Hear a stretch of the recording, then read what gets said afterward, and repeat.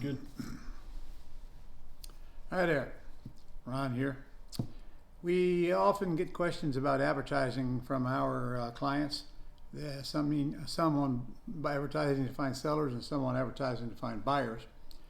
The purpose of this lesson is to show you what you must have in your advertising regardless of what you're selling, inside and outside of real estate.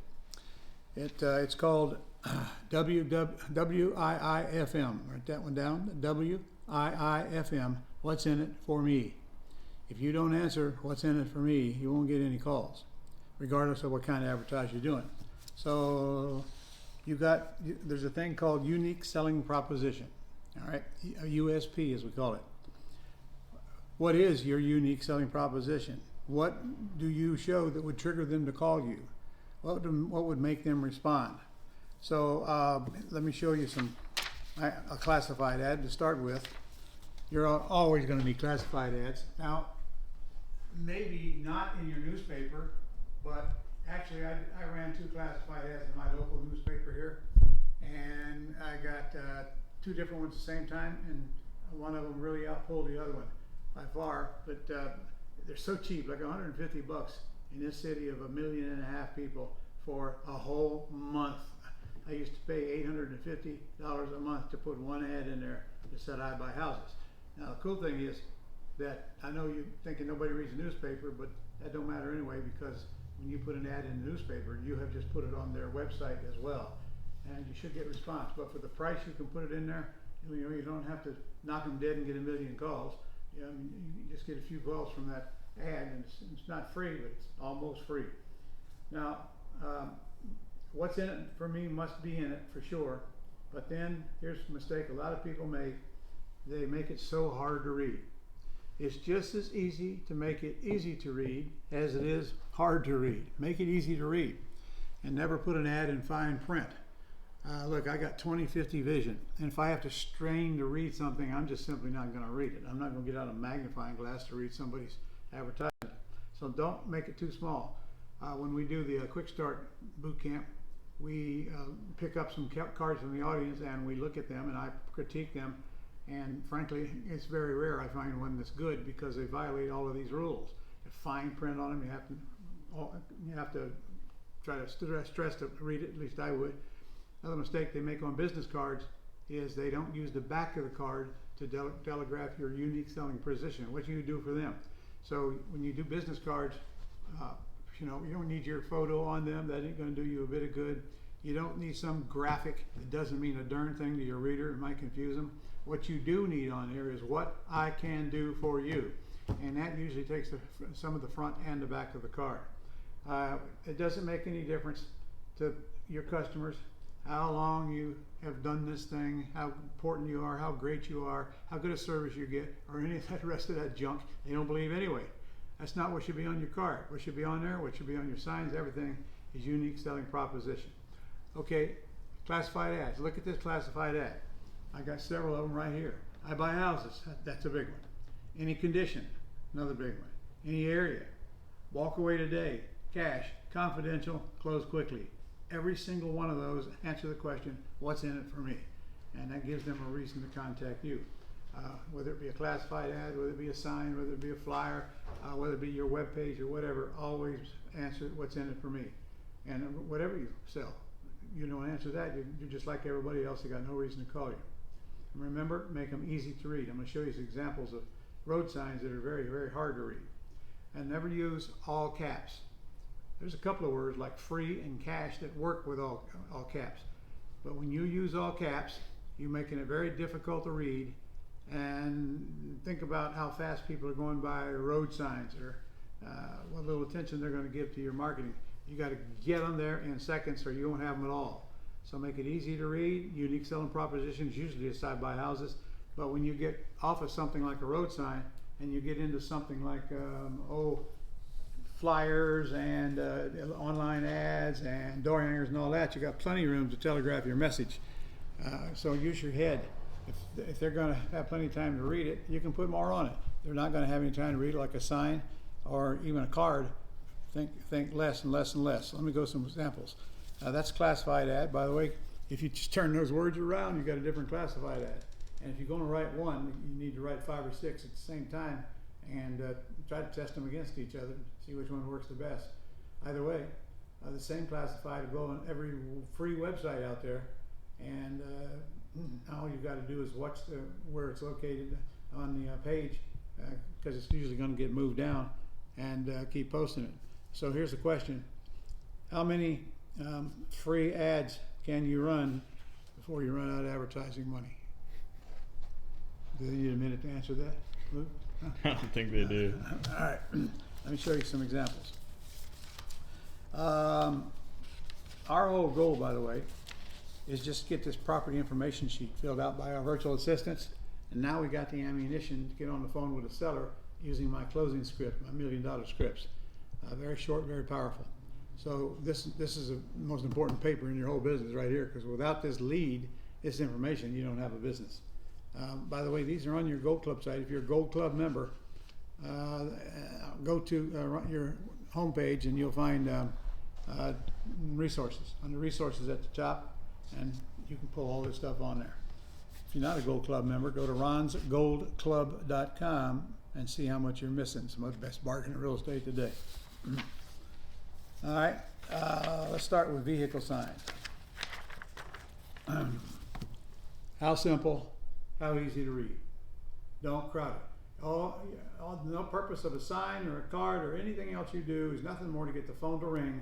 It is not to try to sell them on you on a sign or a card or a flyer or whatever. It's to get the phone ring. Do you see the unique selling propositions here? We buy houses, cash, and frankly, that's about all you need. Here, let me show you my signs that we put beside the road.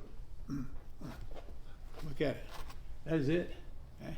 Full price for your house. That's it, and a phone number. Now we got to start putting area code on here now. They just changed our area codes. We used to have one, but now we got several.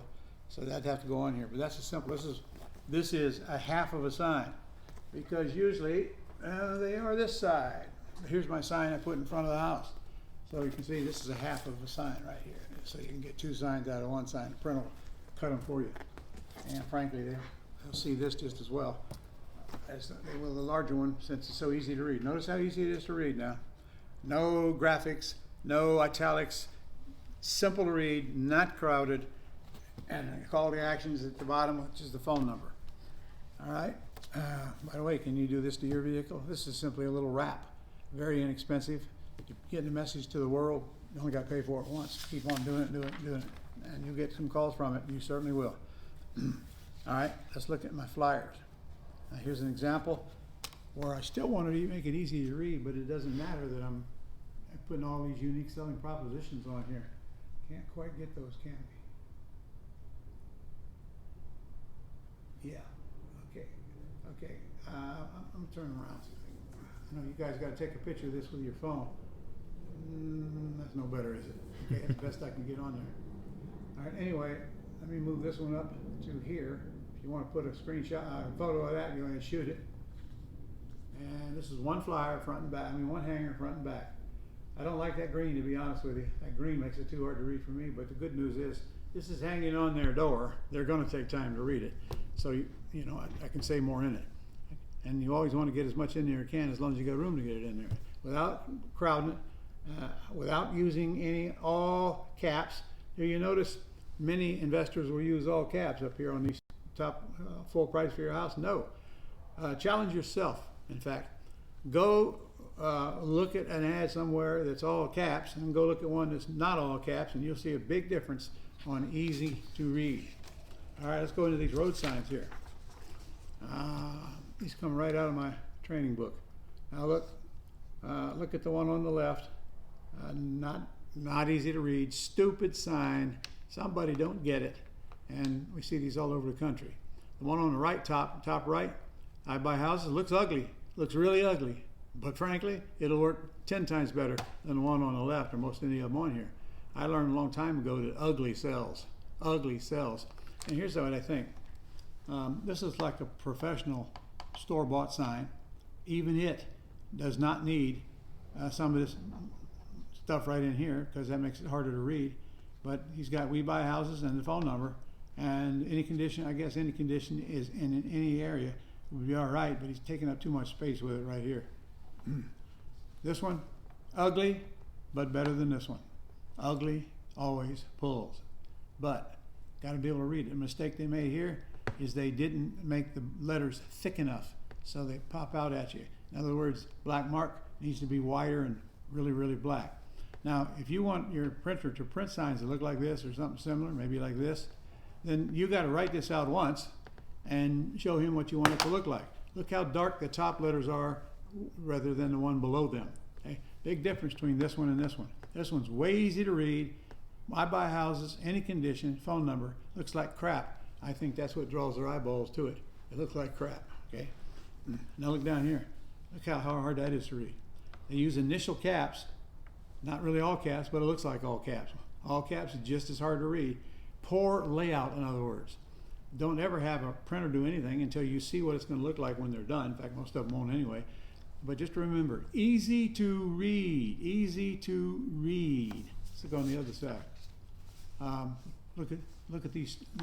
See, that one's easy to read, but it's all caps. I promise you, if they'd have put that in initial caps, it would have been a lot easier to read than it is. But that's all you need on a sign right there. Look at this stupid sign. I'll be your big papa character. This doesn't do anything for this message, period. Takes up wasted space. All that wasted space could be telling a graph what he can do for them. And none of that's on that card. And this one, my mom buys houses. And that's supposed to grab my attention. They're trying to be cute. And being cute doesn't sell. Getting the phone ring does to sell. Now this would be a good sign down here at the bottom, but it's still a little crowded. In other words, take a look at what it looks like and make sure it's easy to read before you okay the printer to print it. This one, terrible. I can't read that. I'm 2 feet away from that thing and I can't read what that says right there. That's so hard to read. You're doing more harm than good. All right. I think I made my case there. Just a second, let's see if I missed anything. I'm okay with the words free and cash, by the way. You can put those on your sign, but I gave you one example where a handwritten sign, way too much on it. Somewhere I thought I went over it. I guess I didn't. All right, I think I made the message. I got the message across here though. Okay, here's an example. Side of truck, own your own home. Okay. I look at all that space I got to put some unique selling propositions on, and yet frankly, I didn't do that. I just told him to use the space to put them on there, but it's too late. He already was in process of it when I caught it. Because I just told him, make it look nice and put these words on it. He stuck that on there himself. Now look at the back of the truck. Way hard to read, but I'm sitting behind the truck. I got plenty of time to read it. All right? So, use your head. If I got a little space, I can use some unique selling propositions. But if I don't, then I'm going to have to shorten it down just to the simple message, I buy houses. Now you're going to be driving traffic offline here, which means they should go to Pat Live, 24-hour answering service, to take the calls. That's Ron Legrand, ronlegrand.com/Pat Live. Will take your all your inbound calls from buyers and sellers for a measly $200 a month. So, all right, recap quickly. Make it easy to read. No fine print, and no all caps. And think of any other unique selling proposition that might be for your house. In other words, if you got a pool, I definitely put that in the ad. Pool. So I hope that helps. Anyway, you can come back and listen to this seminar as much as you can, because it takes a while to learn advertising. It took me an awful lot of years, and I've been marketing now for 42 years, and you never stop learning, because you're always going to learn new stuff. By the way, today you're going to do a lot of your marketing online. Same rules apply. Make it easy to read. Thanks for watching.